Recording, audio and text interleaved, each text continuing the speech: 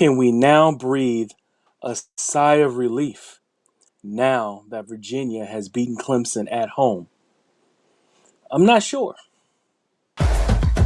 You are Locked On Virginia, your daily podcast on the Virginia Cavaliers. Part of the Locked On Podcast Network, your team every day.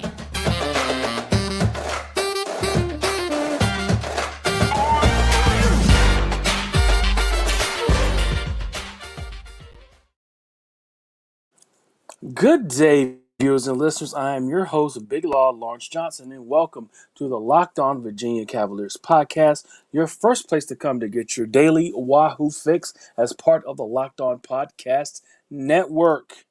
So yes, UVA did pull off the win against Clemson tonight. This will serve as the post-game show.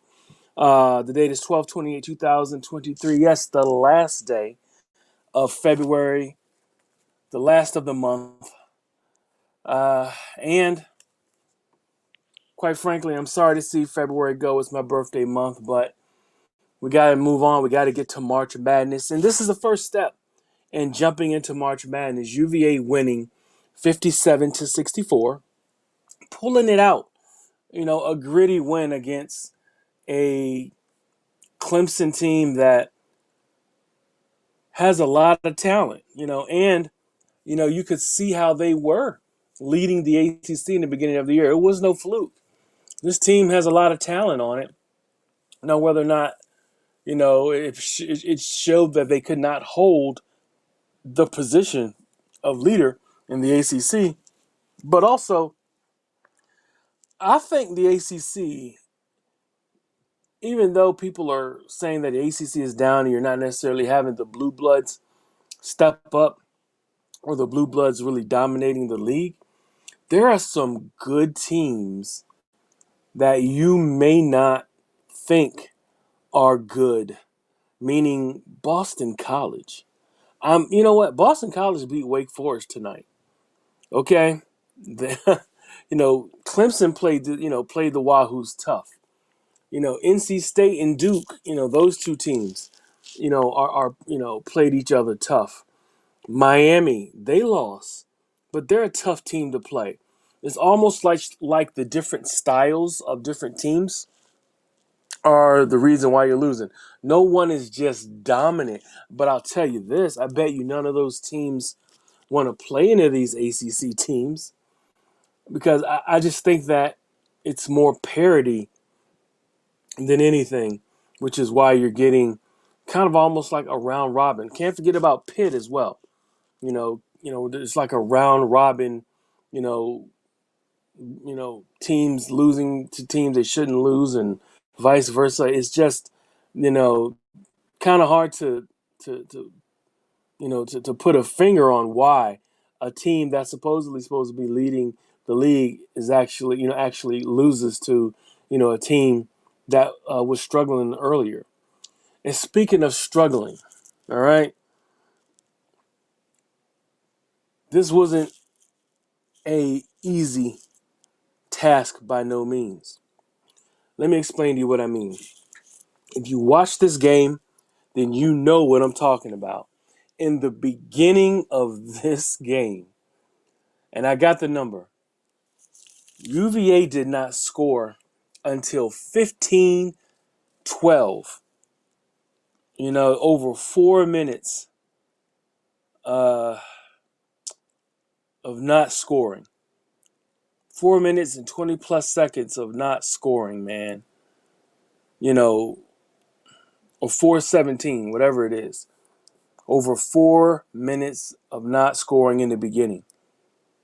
And then the X Factor, my man Ryan Dunn, comes in like Superman, Batman, Spider-Man, whatever man you want to call him, come flying in like he does with the alley-oop layup and one. He totally changes. This is game number 6 or 7. He's done this.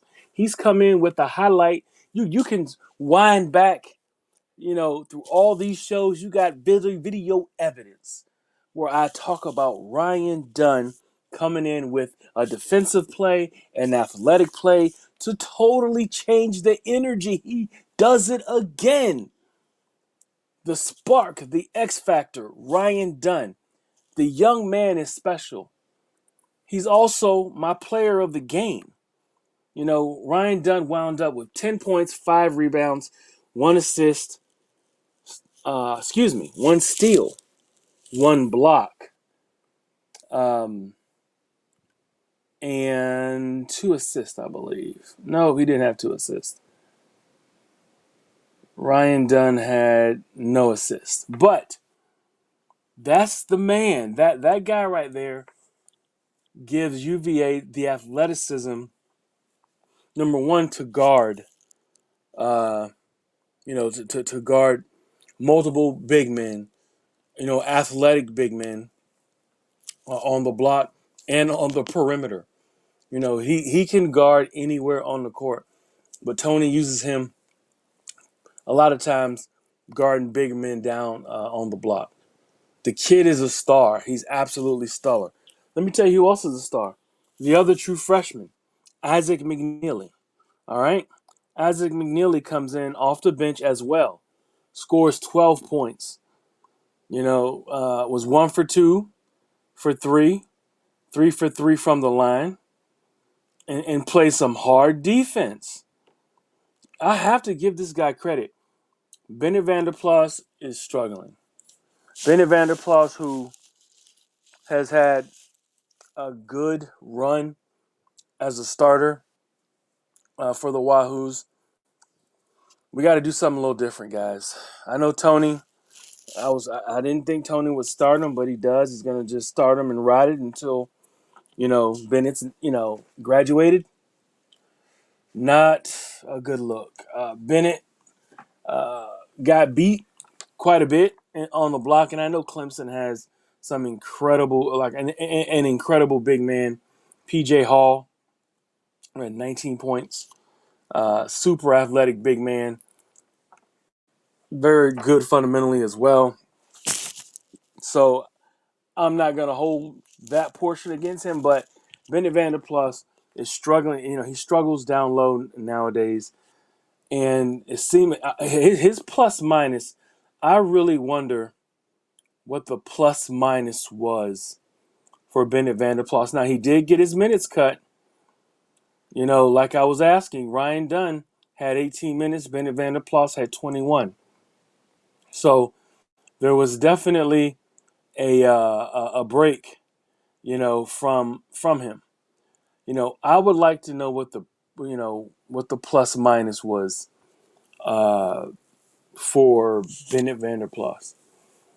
I may have to get my guy Chris Graham on some of that. He gets some of those advanced metrics, on the teams. But I bet you his plus minus was bad, and Ryan Dunn's was great. So you're asking me, I'm asking you, is the nightmare over? Well, I think we've been woken up out of our nightmare, out of our bad dream. But before we talk about that bad dream that we've woken up from, looking for a delicious treat, but don't want all of the fat and calories then you gotta try Built Bar.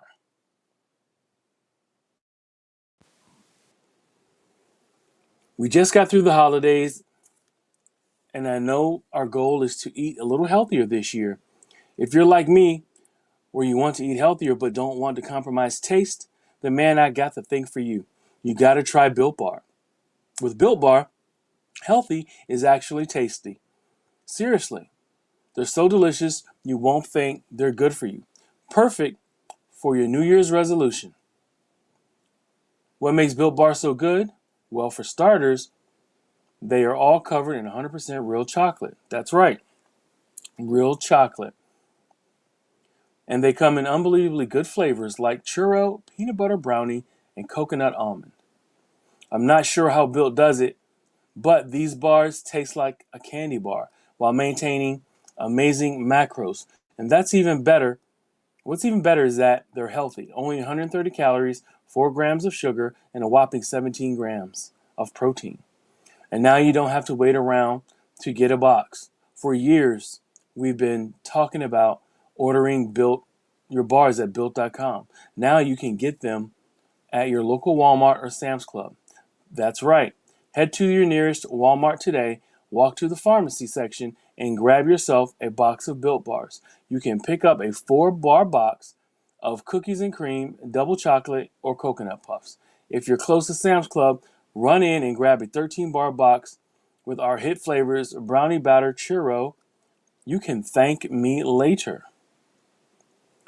Thanks again for making Locked On Virginia your first listen today. Make sure you check out our new podcast, Locked On College Basketball. Everything you need to know about college basketball in one place. Plus, here from big name experts, insiders, coaches, and players. Locked On College Basketball, available on YouTube, wherever you get your podcast. But yeah, back to this game.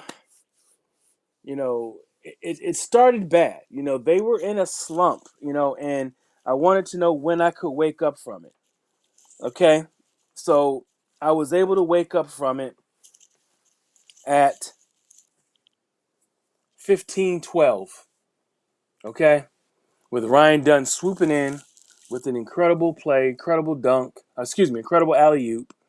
And then, he completes the and one to get the points on the board. Keep in mind, the Wahoos went 0 for 8 to start the game. When Ryan Dunn made that shot, of course, they were 1 for 9. And it seemed like it kind of broke the ice. And the team started to do much better on the offensive end. The defense was there. The defense played really well. I got to give them credit. The defense did a heck of a job staying in front of the guards for Clemson. The big men for Clemson did really well. I got to give them some props on that. They look really good. They did a great job of keeping of keeping the Wahoos on their back. The big men did, and scoring in different ways. But the guards, Kihei Clark did a great job defensively on their point guard. Armand Franklin did a very good job as well on the wing guarding their other small forward guard. Although he did break out, that was Tyson. He did get it going later in the game, but Reese Beekman, I think he had like 4 steals, in the game. Let me see if I can get that for you real quick. I got the Statcaster. Yeah, Reese Beekman had 4 steals. He had 7 points. Typical Reese game. 7 points, 8 assists, 4 steals. So Reese played better. He was 3 for 7 from the field. He was 1 for 2 from 3. Jaden Gardner had a pretty decent game himself. He had 12 points, his leading scorer. He still missed quite a few shots, I think, that he should have made. But Jaden Gardner, 12 points, 15 to 13 from the field, 9 rebounds. That was a big, playing against a lot of big men that were bigger than him. So he still pulled down 10 boards. So Jaden Gardner still putting the Wahoo offense on his back and still showing out. Armand Franklin had a pretty good game. He had 12 points. He was 5 of 11 from the field, 2 for 6 from 3. He had 4 rebounds. And he did really good himself. And just when he did get some shots that he made them, he was almost 50%. Now, Kihei Clark, Kihei did not make a 3-pointer, and he did not make a regular field goal. So he didn't make any. He didn't score any from the field. He did shoot some free throws. He was 5 of 6, especially at the end there to close out the game. Very important. He made 3 at the end of the game there to close out Clemson, who was still trying to get out there. But I got to give Kihei this. He had 6 assists. He did a good job of keeping the rhythm of the offense going. That's what the generals do. They kind of figure out what players need to keep the engine running, to keep the team going. You could see Kihei, he always has a pulse, his finger on the pulse of the team, and always tries to give the team what they need. Kihei just couldn't score from the field, but he did have 6 really good assists, and he had one steal at the end of the game that could have probably turned it around from them. It looked like it was going to, it was his fault that he threw the ball, off to the side and it got stolen, but then he stole it right back. And maybe they won't count that as a steal. It was just a loose ball, but it was a big play. And Kihei did a great job of that, of bringing it out. Now, the man I got to think about and talk about that I'm worried about is Bennett Vanderplas. We love Bennett Vanderplas, but is it time? I think it is time. And Tony Bennett did cut his minutes. He started him, but he did take his minutes down. Bennett had 21 minutes.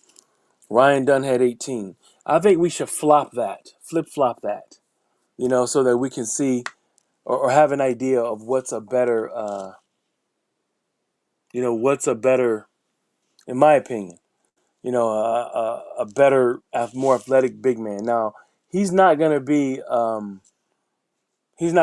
your offensive outside shooter that Bennett is. Although Bennett has shot so bad, Ryan Dunn, maybe give him a shot. He did make a 3-pointer under desperation, for this game. So, maybe just, give Ryan Dunn 20-plus minutes and take Bennett down to 18 minutes.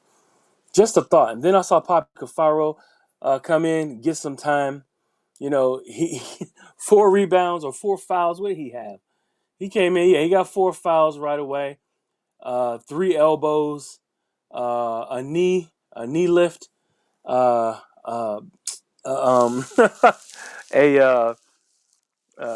rear naked choke, and 3 rebounds. Thank you, Poppy, for coming in and giving the Wahoos some attitude and some spirit on the defensive end, and in the rebounding as well. Great job, and also hitting 2 free throws when they needed them. Bennett Vanderplas is just struggling. Back to Bennett. Bennett Vanderplas was 0 for 4 at the end of the game, shooting free throws. Tony had to pull him. His confidence is shot right now, at shooting free throws. And I don't know what it is. He was a good free throw shooter beginning of the year, but he's struggling, and maybe, like I said, coach just needs to shift around the minutes based off of how they're playing. But right now, Ryan Dunn, superstar, been a superstar, always changes the fortunes of the team when he's out there with a highlight dunk, a defensive stop, or something. But he's the man, and we need to continue to use him, the best way that he's supposed to be used. And Coach Bennett used him really well tonight. But 57-64, the game should not have been that close. And I mean that. The game should not have been that close. I can see, sometimes, sometimes you kind of get yourself, in a funk, and you want to kind of get out of it, any way that you can. But the Wahoos need to make our free throws, guys. We need to make our open shots. If this team was maybe a little bit better on the offensive end, we probably would have lost this game as well. We didn't score for almost 5 minutes in the first half. The good thing about it is, UVA's defense kept them in the game. They just didn't get their offense going. But we are definitely fortunate to have them not have their offense on par and our defense kicking in. But this Saturday, We got Louisville right now. Virginia Tech and Louisville are playing. I'm got an eyeball on that. I will be in the JPJ. This will be the senior day. We will have the seniors, uh, you know, with the parents on the court, and it'll be pretty cool to see all the seniors giving their final farewells. But they play Louisville, and Louisville's another one. Do not sleep on Louisville, even though they've only won 2 games in the ACC, 4 games overall. They have talent, and they gave us everything that we could handle, when we were in Kentucky playing them. But right now they're giving Virginia Tech everything they can handle. There's something going on. These teams are getting better that are at the bottom, and they're giving all of us hell. But right now, Virginia, we need Virginia to uh, get hot because we got a tournament next week. We have the ACC, tournament in Greensboro, and this is not the time to come up lame. This is the time to get out there and be playing your best basketball of the season. Because right after that, it's March Madness and do or die. The good thing about this win that we got tonight, we're still in the running to get a share of the ACC regular season, even though we had it in our hands. It makes me upset thinking about it. We had it in our hands, and also we controlled our own destiny, and we dropped the ball on that. But we still can get a share. We close out, and depends on what Pitt does as well against Notre Dame. But we secured a double bye.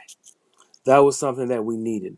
Getting the double bye, means that our team can rest and get a team, hopefully, that's been playing since Tuesday. We won't have to play until Thursday. So they're gonna probably play on Tuesday, Wednesday, and then have to play us on Thursday. So that's the good part, great part about getting that double bye. Let's see where we go. Hopefully that cracked the ice. This team is starting to thaw out. It's interesting that Coach Bennett seems like he gave the 2 rookies, the 2 true freshmen, more time on the court, and it made a huge difference. I think that's the reason why they won the game. Isaac McNeely scoring, Ryan Dunn scoring.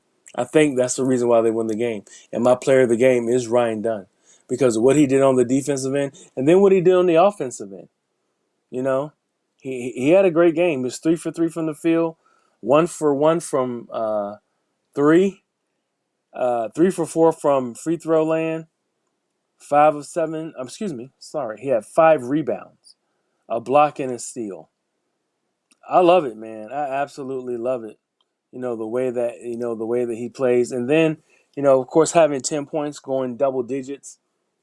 That's what we want, man. That's what we want. So Coach Bennett may have to use these young boys. Use them while you got them. Also, they're not rookies anymore. There's that old adage, they're not rookies anymore when you're talking about tournament time and it's 27 games, 28, whatever it is, 28 games into the year. That's true. They're not rookies anymore. They're bona fide college basketball players, and I can't wait to see what their future is moving forward.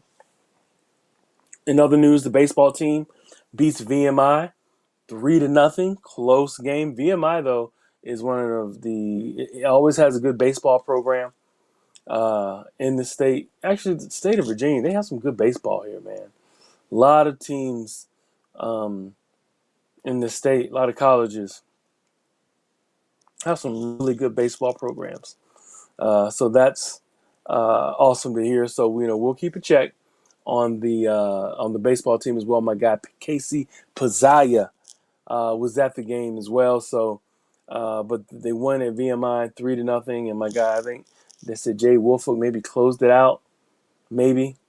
I got to do a little research on that. That's what I was kind of getting some news about that. But yes, man, Wahoo's win, basketball team, 64-57, and I'll see you guys this weekend. And I'll see you tomorrow as well. I still have to do some shows until I get there. But thank you guys. Appreciate everything. Wahoo wah. Hopefully the ice has cracked and we're starting to thaw out. Love you guys. I will see you tomorrow.